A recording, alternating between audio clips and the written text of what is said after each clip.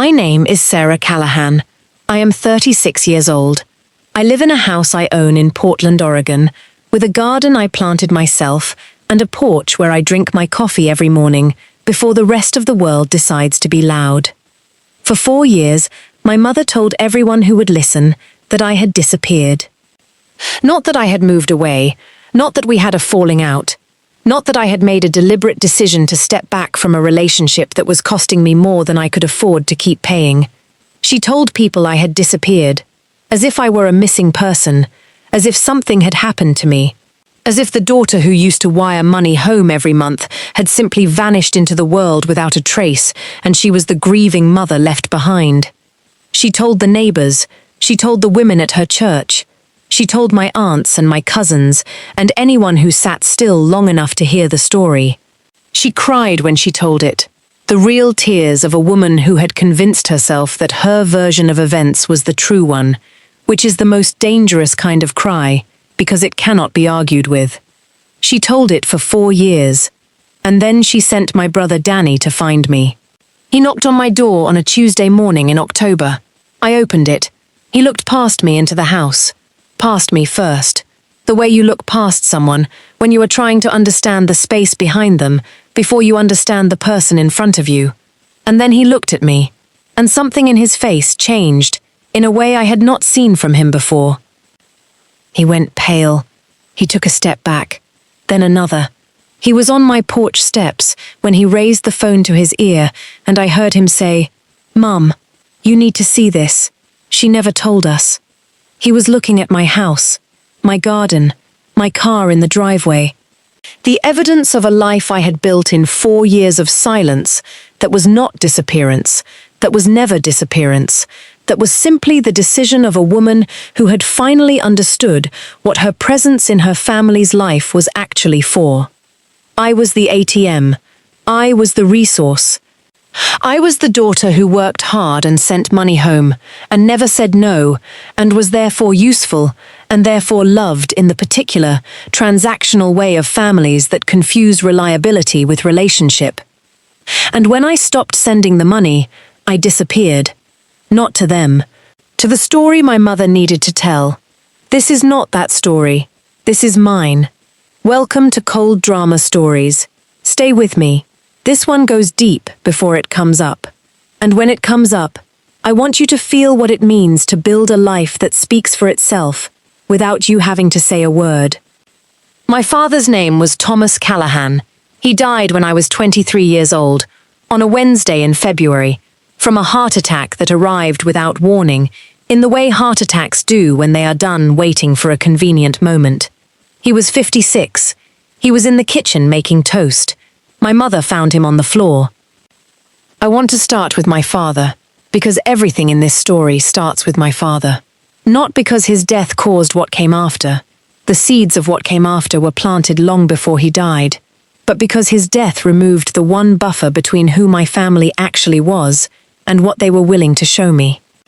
My father was a quiet man, in the specific way of men who feel things deeply and have not been given the language to say so. He was a mechanic. He smelled like engine oil, and the specific soap he used to get it off, which has a smell I cannot describe, except to say that it is the smell of my childhood in its safest form. He worked long hours and came home tired and sat at the dinner table in a silence that was not cold, just full. He said things with his hands rather than his words, fixing my bicycle when it broke, showing up to every school event in the same blue jacket, driving me to my first job interview without being asked, and waiting in the parking lot until I came out. He never said "I love you" easily. He said it the way he said everything important, quietly and once, and meant it to count for all the times he didn't say it. He said it to me the last time I saw him, which was Christmas, 6 weeks before the heart attack. I was leaving after the holiday, and he walked me to my car in the cold, and he said, "You're going to be all right, Sarah." He said it like a fact, not a wish. Then he said "I love you," and got back inside before I could say anything back. I have thought about that moment every day since February. I was going to be all right. He knew it. He said it like a man who was making sure I had the information before he left. He left 6 weeks later. And what came after was the education I was not prepared for. My mother's name is Linda. She is 61 years old, and she is a woman who was built for a particular kind of life.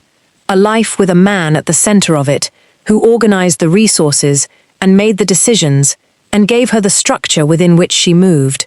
My father was that man for 32 years. He was patient with her in ways I understood more clearly after he was gone, patient in the specific way of someone who sees a person's limitations clearly and loves them anyway, who quietly compensates for those limitations without making an announcement of the compensation. When he died, the compensation ended. What was underneath it was not what I expected. My mother grieved. I want to say that first because it is true, and because grief does things to people that are not entirely their fault, and because fair accounting requires acknowledging grief before it accounts for what the grief produced. She grieved genuinely and deeply, and for a long time in the way of a woman who has organized her entire life around one person and lost that organizing principle. But grief, I learned, in the year after my father died, does not create character. It reveals it. The person my mother became in the year after his death was not a new person shaped by loss. It was the person she had always been, underneath the structure my father had provided, finally visible. What was visible was this. My mother believed that the people who loved her owed her things. Not attention, not time, not presence. Those were fine, those were welcome, but they were not the currency she counted. She counted money, not because she was greedy in a calculated way, but because money, for my mother, was the language of love. It was how she measured whether she mattered to someone. Whether you sent it told her whether you thought about her. Whether you sent enough told her how much you thought about her. My father had provided the money. My father was gone. She turned to me. I am the oldest of 3. Danny is 4 years younger than me. My younger sister Megan is 7 years younger. I had been living in Seattle at the time my father died, in an apartment I could afford, on a salary I had built over 3 years of consistent work at a healthcare communications company. I was not wealthy. I was stable, which for where I had started was its own kind of achievement that I will tell you about in a moment. The first call came 2 months after the funeral. My mother said she was behind on the electric bill. She said she didn't know what to do. She said she had always counted on your father for these things, and now he was gone, and she didn't know. I sent the money for the electric bill. The second call came 3 weeks later. The water heater needed replacing, an unexpected expense. She didn't know how she was going to manage. I sent money for the water heater. The pattern established itself over the following months, with the specific inevitability of a pattern that has been waiting for the right conditions. Bill by bill, call by call, the need presented, and the money sent. I told myself this was what daughters did.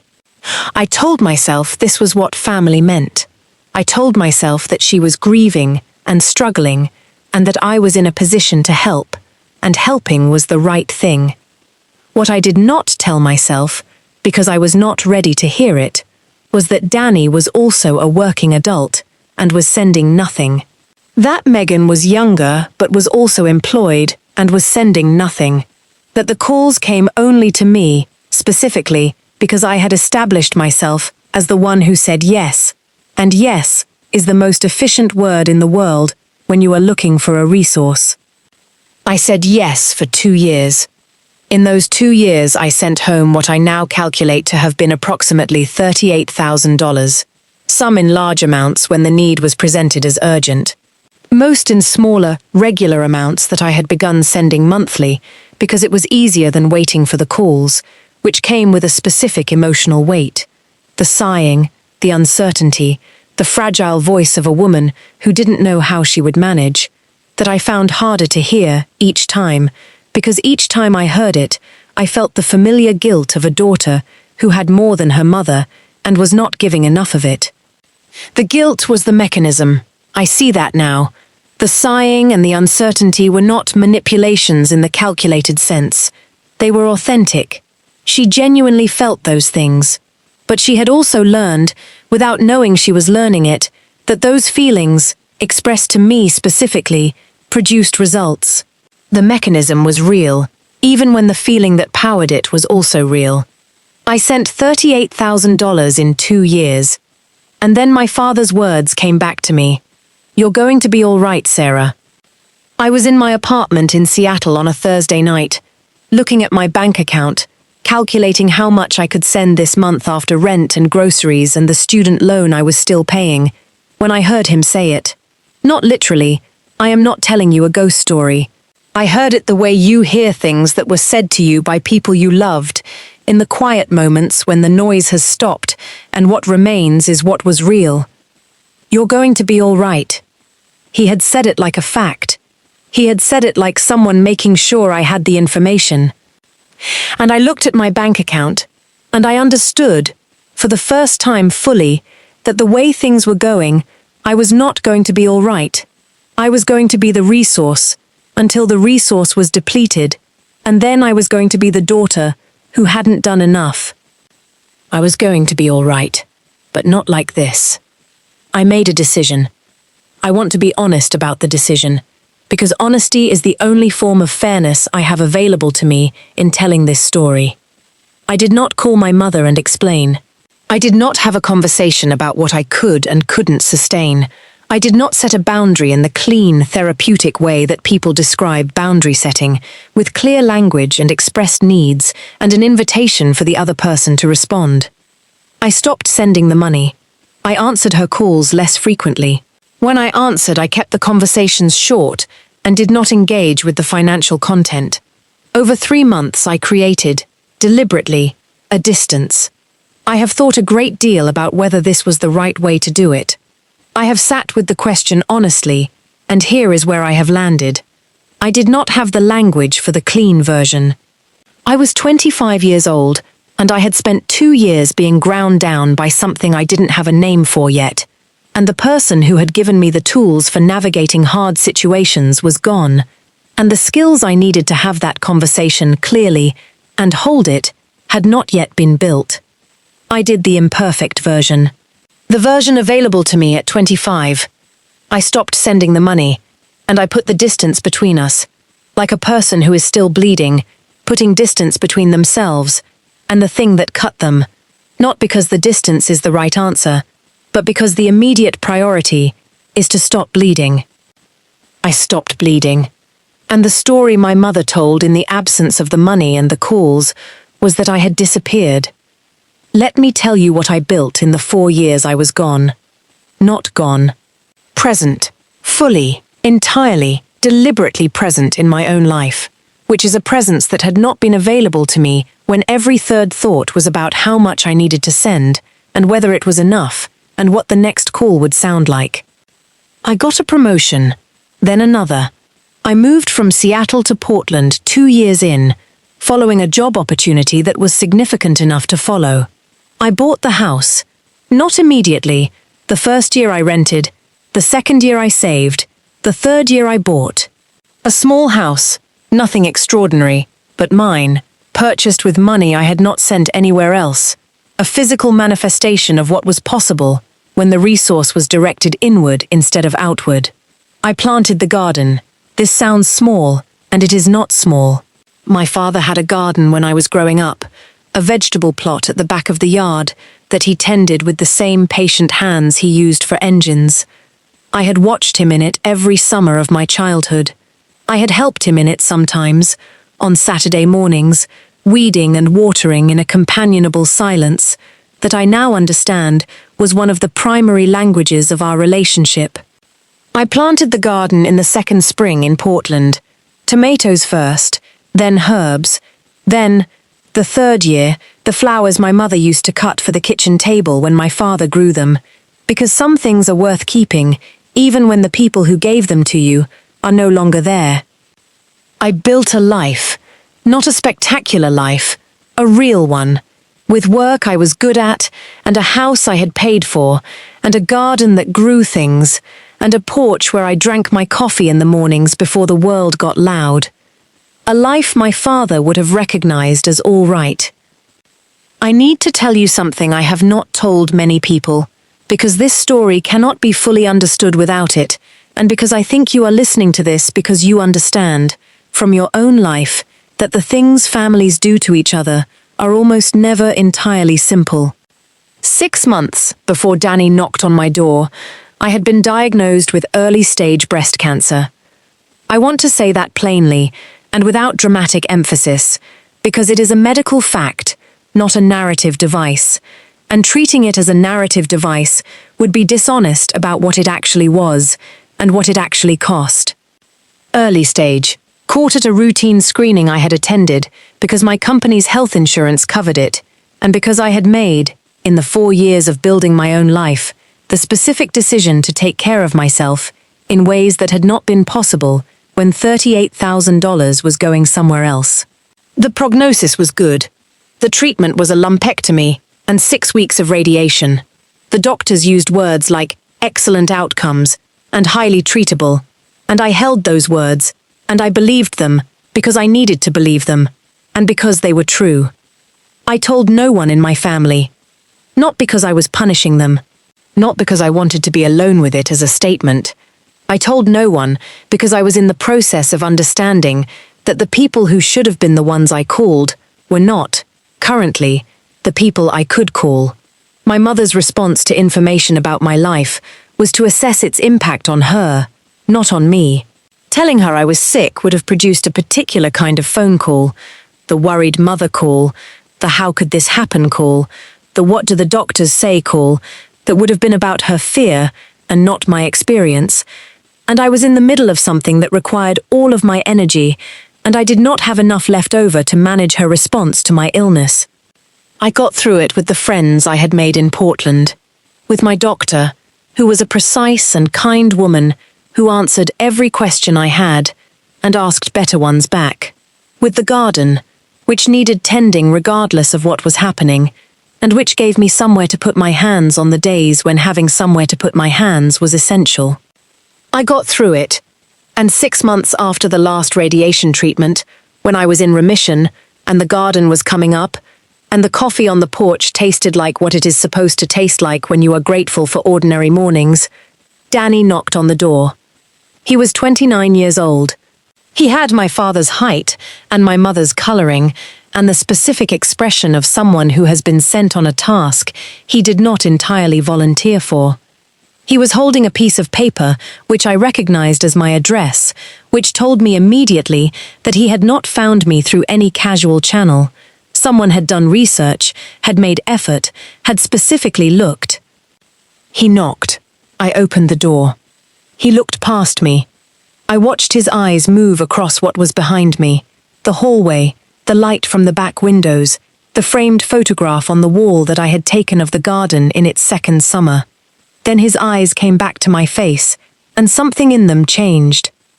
He looked at me as if he was counting the ways I was different from the sister he had last seen 4 years ago. Not older in a bad way, different. Settled, I think, in the way of a person who has been through something that reshaped them and came out of it knowing more precisely who they are. I was 36. I had bought a house and built a garden and gotten cancer and beaten it, and I was standing in my doorway in my own home that I had paid for with my own money. He went pale. He took a step back, then another. He reached for his phone. I heard him say, "Mom, you need to see this. She never told us." I stood in the doorway and I listened to him talk, and I thought about what he was seeing, not just the house, the life behind the house.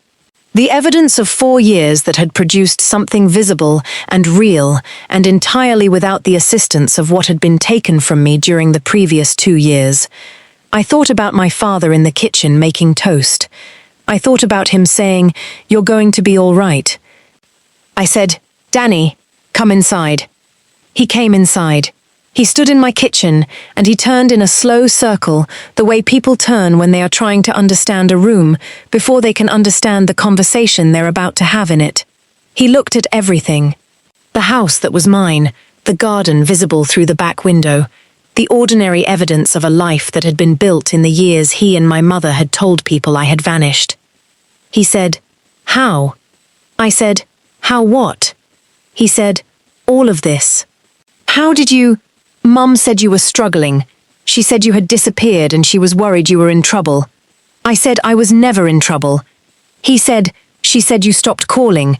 She said you stopped—" He stopped. He was doing the math. I could see it in his face. The math of what he had been told and what he was standing inside and the gap between those two things. He said, "She said you stopped sending money." I said, "Yes."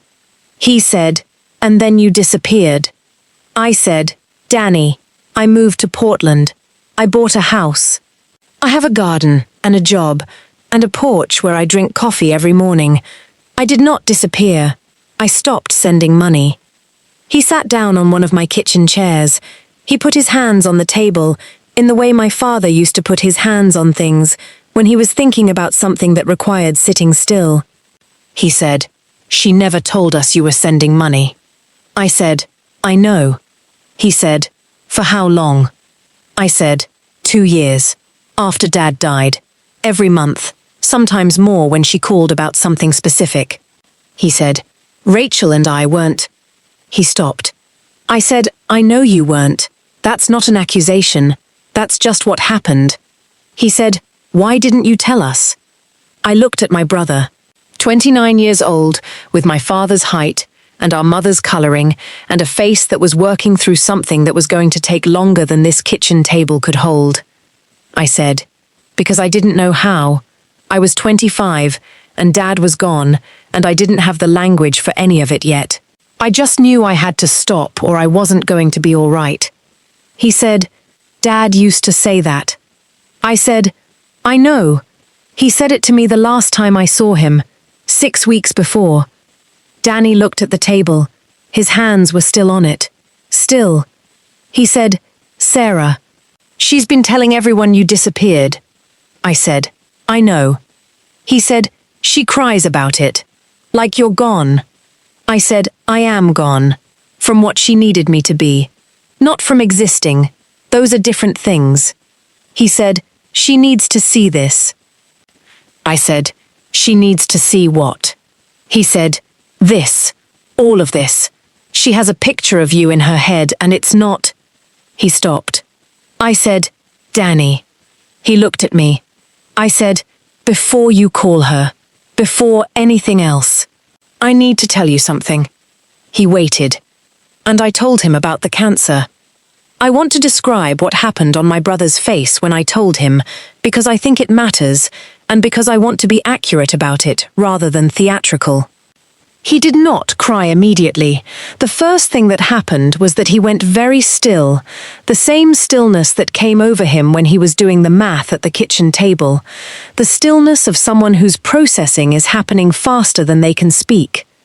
Then he said, "When?" I said, 18 months ago. It's over now. I'm in remission. The prognosis is excellent." He said, "You went through that alone." I said, "I went through it with good doctors and good friends and a garden that needed tending. I was not alone."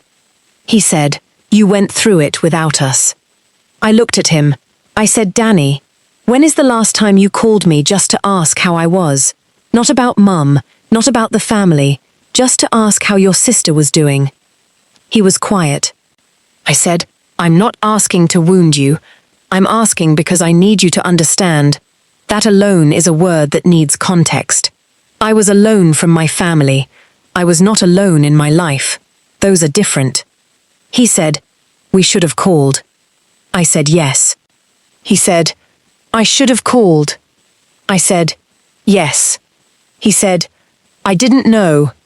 I said, "You didn't ask. That's also true and it's also okay. You're 29 and you were doing your own life and you didn't ask. I'm not holding it against you. I'm asking you to understand it, which is different from forgiving." He was crying now. Not dramatically. Danny is not a dramatic person. He is a contained person, like my father. And his crying was the contained kind. the kind that happens in the eyes and the jaw without reaching the voice. He said, "I'm going to call Mum." I said, "Okay." He said, "She needs to hear this." I said, "She needs to hear a lot of things. But Danny, I need you to hear something first. I am not going back to what it was. Whatever happens with Mum, whatever happens between us, the version of me that sent money every month and answered every call and made myself smaller and smaller until I almost disappeared in the actual sense, that version is not available. I am only available as this." I gestured at the kitchen, the house, the garden through the window, the life. I said, "This is who I am now. If there is going to be a relationship, it has to be with this person, not with the one she remembers." He said, "Who are you now?" I said, "I'm someone who went through something alone and came out of it knowing what I'm worth. I'm someone who planted a garden and bought a house and got sick and got better and drank coffee on her porch and watched the world be ordinary and understood that ordinary is not nothing. Ordinary, when you have built it yourself, is everything." He looked at me for a long time. Then he raised the phone to his ear. The call with my mother happened in my kitchen with Danny on the phone and the speaker on because he insisted and because I had decided, when I agreed to let him call, that I was not going to hide in another room. I had been hiding for 4 years, in the sense that she was telling people I had disappeared and I had not corrected the story. I was finished hiding. Her voice when she answered was the voice she uses when Danny calls, warmer than she knows, the voice of a mother for her son, who is also the child who stayed, and therefore the child whose call she receives, with uncomplicated gladness. She said, "Did you find her?" "Is she—" Danny said, "I found her, Mum. She's right here. I'm putting you on speaker." A silence. Then my mother's voice, different now, the warmth complicated by something. She said, "Sarah." I said, "Hi, Mum." Another silence. The particular silence of two people who have not spoken in 4 years and are deciding in real time whether the 4 years are going to be the first thing addressed or the last. She said, "You look well." Then she corrected herself. She couldn't see me. She was on the phone. She said, "Danny says the house is—" I said, "Mum, I need to say something." She said, "Sarah, I've been so worried." I said, "I know. Danny told me you've been telling people I disappeared." A silence. I said, "I didn't disappear. I moved to Portland. I bought a house. I built a life. What I stopped doing was sending money every month. And when I stopped, I became someone who had disappeared." She said, "That's not—" I said, "Mum, I sent you $38,000 in 2 years." The silence that followed this was different from the others. This one had weight. I said, "I'm not telling you this to hurt you. I'm telling you because I think you have been living in a story where I abandoned you, and the story doesn't include that number, and it should. Because that number is why I couldn't sustain it. Not because I didn't love you, because I was emptying myself out, and there was going to be nothing left." She said, "I didn't know it was that much." I said, "I know you didn't. That's not an accusation either. It's just the truth of what happened." She said, I said, "I know what you needed. I know it because I am your daughter, and I know you, and I know that when Dad died, the structure he provided went with him, and you were frightened in a way that expressed itself as need. I understand that. I've spent 4 years understanding it." She said, "And you just left." I said, "I stopped sending money. I didn't leave. I went somewhere and built something, and when I got there I looked at what I had, and I understood for the first time what my father meant." She said, "What do you mean, what he meant?" I said, "The last time I saw him, he said I was going to be all right. He said it like a fact. I have thought about it every day since February. I think he knew something was going to happen, and he wanted me to have that sentence before it did." She was quiet. I said, "I am all right, Mom. I'm more than all right. I have a house and a garden and a job and a porch, and a life that I built from what I had left after the 2 years, and after something else that happened that I need to tell you about. She said, "What else?" And I told her. I told her about the cancer over the phone in my kitchen, with Danny sitting across from me. I told her in the same way I had told Danny, plainly, without drama, with the facts and the timeline and the outcome, which was remission, which was excellent prognosis, which was, "I am fine now, I am here, I am telling you because you are my mother, and you should know." What happened on my mother's end of that phone call is something I will try to describe accurately. She made a sound that I had not heard her make since my father's funeral. Not crying exactly, something underneath crying, something that is the sound a person makes when several things arrive at once, and the combined weight of them exceeds what can be processed in silence. She said, "You were sick, and you didn't call me." I said, "Mom." She said, "You went through that, and you didn't." I said, "I know, and I need you to understand why. Not to punish you, to explain. Because if there is going to be something between us going forward, it has to be built on honesty, and honesty requires you to understand that I couldn't call you. Not because I didn't want my mother. I wanted my mother more than I can tell you, but the mother I needed in that moment, and the mother available to me, were not the same person." She said, "What does that mean?" I said, "It means that when I was frightened, I needed someone to ask about me. Not to worry about themselves in response to news about me. To ask about me.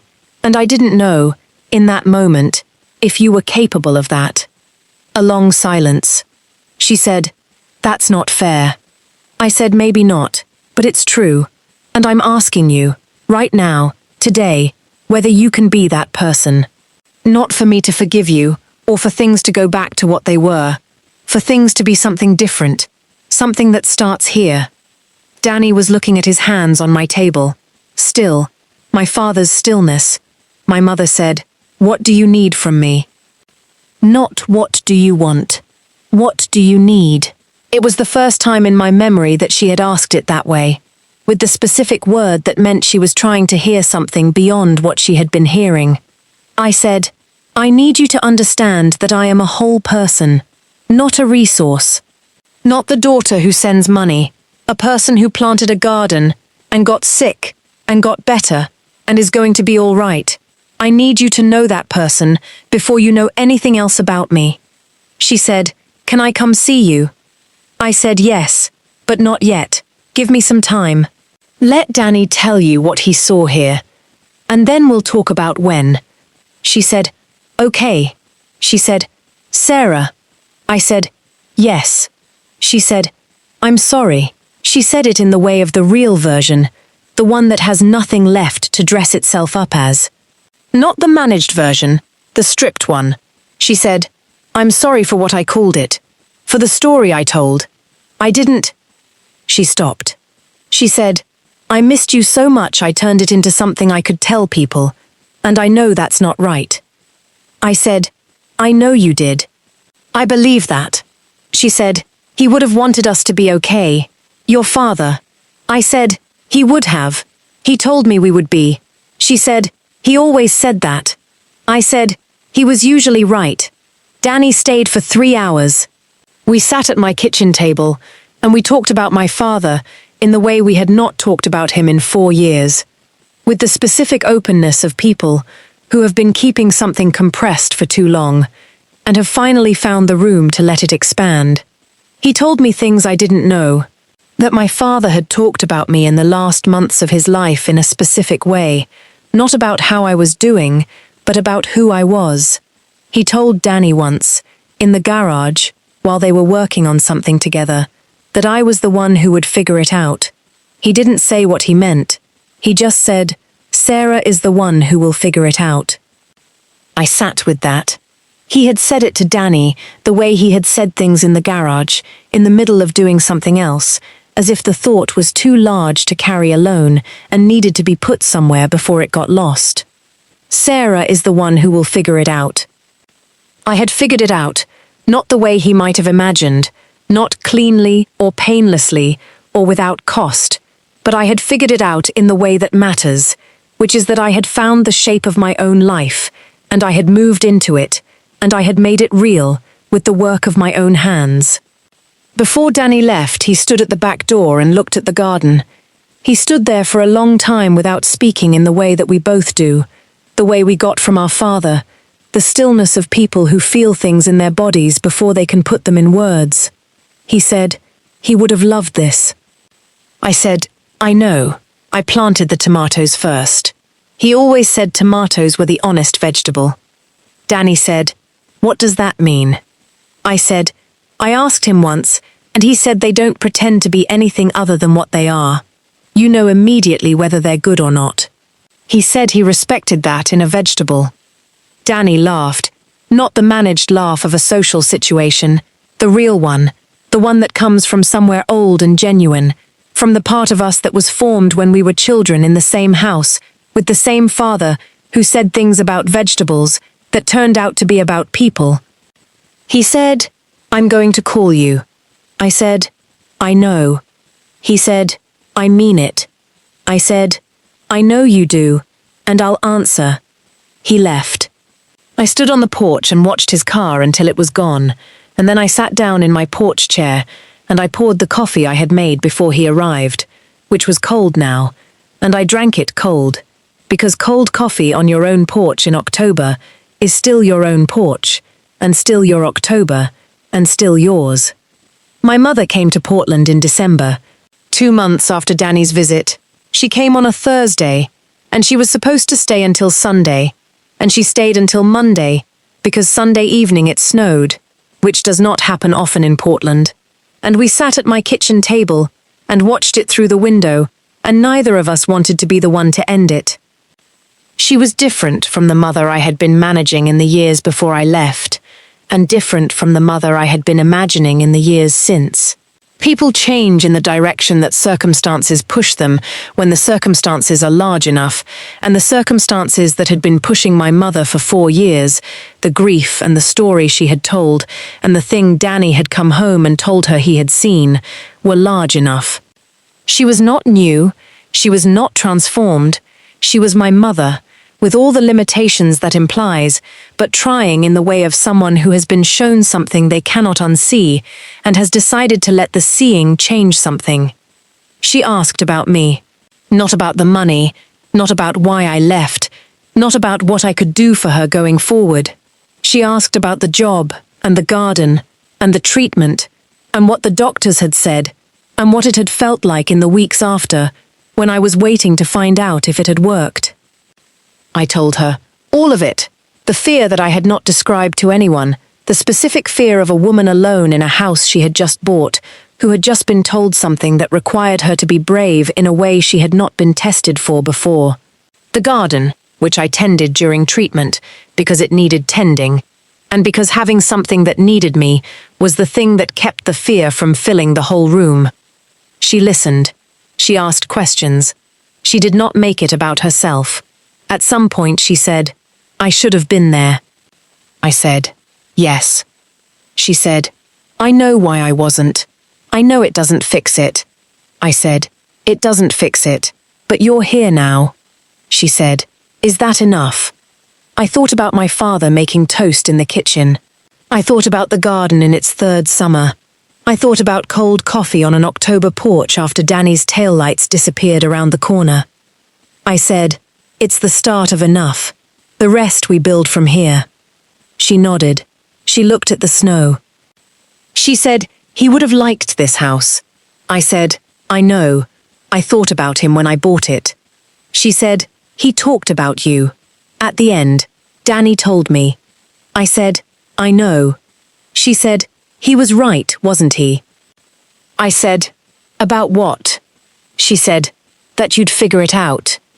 I looked at my kitchen, the table where Danny had sat, the window where the snow was falling, the garden underneath the snow, dormant, waiting for spring, which is not the same as gone.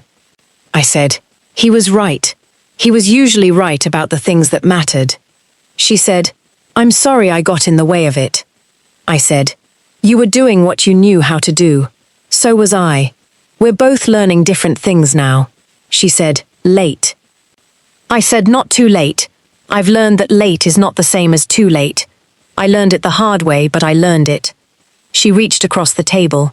She put her hand on mine, not the managed gesture of a woman performing reconciliation. The real thing.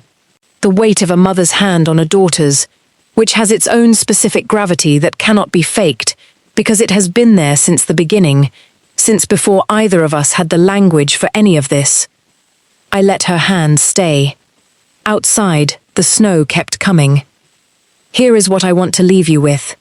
Every piece of it. The first piece. Your worth is not your output. The love that is only available when you are producing, when you are sending money, when you are showing up for others at the expense of yourself, when you are being the reliable one who never says no. That love is real, but it is incomplete. It is the love of what you do, not who you are. You are allowed to need love that sees the difference.